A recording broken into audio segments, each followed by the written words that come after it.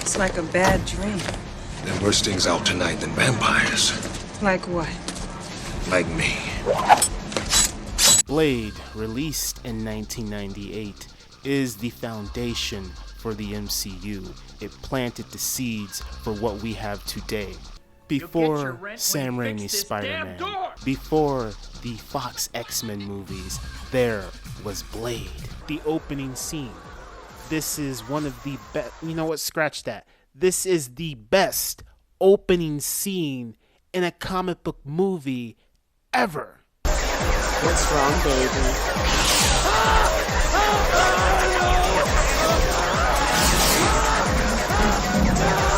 Who could they have picked better than Wesley Snipes? No one else comes to mind. This movie is very stylish. There's a lot of style in this movie. There's a lot of black leather, which was a thing, you know. And then you got Wesley Snipes' Blade in here. He's all stoic. And the thing I love about Wesley Snipes' Blade in this movie is that he's a real character. It's not just Wesley Snipes playing a character. It's a real character with a real story, with real emotion. Because when I see Wesley Snipes in this first Blade movie, he comes off like a child. And what I mean by that is that, you know, you have his father figure, Whistler, and you know his backstory about his mom getting bit, he's daywalker, all this stuff. And throughout the film, he constantly lives with this like guilt, like, I don't know, you call it survivor's guilt or something, where he's like, yeah, I used to eat people and drink their blood, and then Whistler found me and turned me on the right path, but I have this serum that I need because I'm still a vampire and I need blood. But then he regrets doing all that stuff from his past. They pointed out in the movie. I have spent my whole life looking for that thing that killed my mother. It made me what I am. And every time I take one of those monsters out, I get a little piece of that life back. So don't you tell me about forgetting. And there's like this thing, like he doesn't talk a whole lot in this film, which I find interesting. And then it's just like he has this presence in the film where he's still growing. He's still maturing as a person. He's still evolving. You know, my mother used to say, a cold heart is a dead heart.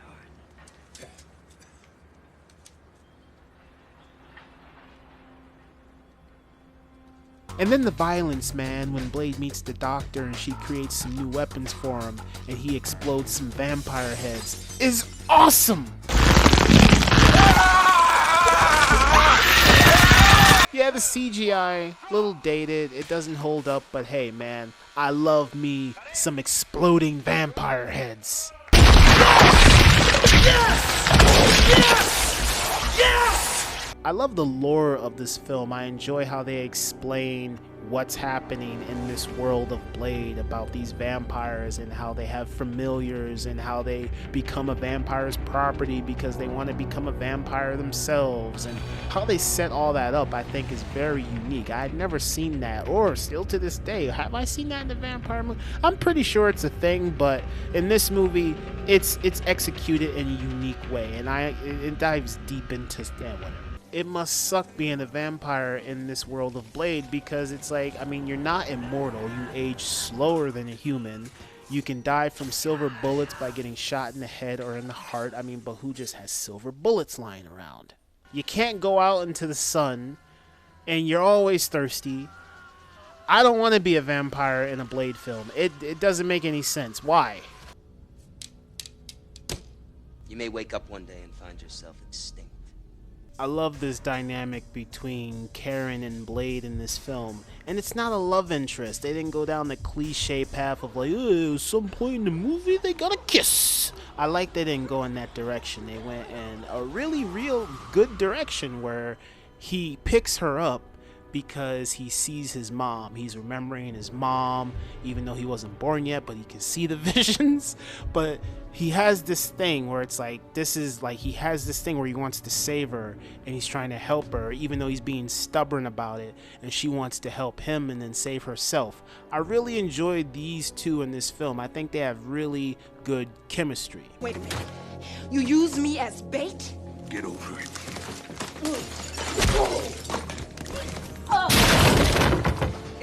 necessary. The twist of this film is that Deacon Frost bit Blade's mom, so Deacon Frost is responsible for turning Blade into what he is, which is kind of like, it's cool and it's strange because it's like we don't know who Blade's biological father is, but you know, technically you could say Deacon Frost is Blade's father because he made Blade what he is. I think that's an interesting dynamic. You spent your whole life looking for the vampire who bit your mother. Well, here I am. I can understand why Blade is totally pissed off about this, because it's like, bro, he don't like Deacon Frost, and Deacon Frost is the one who bit his mom, turned him into what he is, and he's sleeping with your mom at the same time. Yeah, that dude, but Deacon Frost gotta die. Me, buddy. And then he turns his own mom against you, and your mom wanna kill you, bro. Yeah, man. Yeah. No. You cross, bro. The showdown between Blade and Frost is epic because there are so many memorable moments.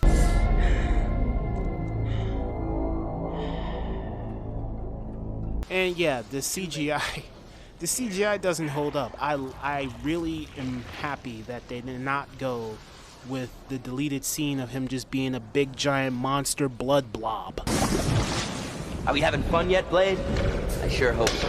That is a CGI monstrosity that I'm glad never made it to the big screen. Instead, what we got was a magnificent sword fight.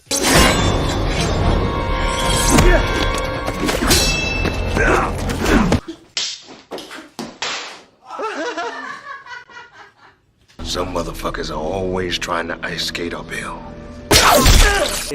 It looks like Hellraiser. It's gross. The CGI is but you know, it's gross. And that's what I love about this movie is gross factor. There's a lot of gross stuff in here.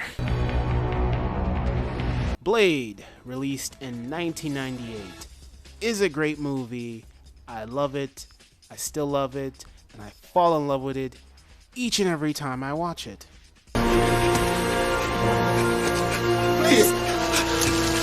I just work for them. It's sad when they kill Whistler. It's like, no, they killed Whistler. But then it's confusing because I'm like, did they bite him and turn him, or did they just beat the crap out of him? I'm confused. I guess he just wants to die because he's old and he doesn't care anymore. And Blade doesn't want to do it himself. It shows their relationship throughout this film, how Blade looks at Whistler as a father figure. And so this scene cuts deep. Frost, you're nothing to me but another dead vampire. The one, the only, the classic. Blade.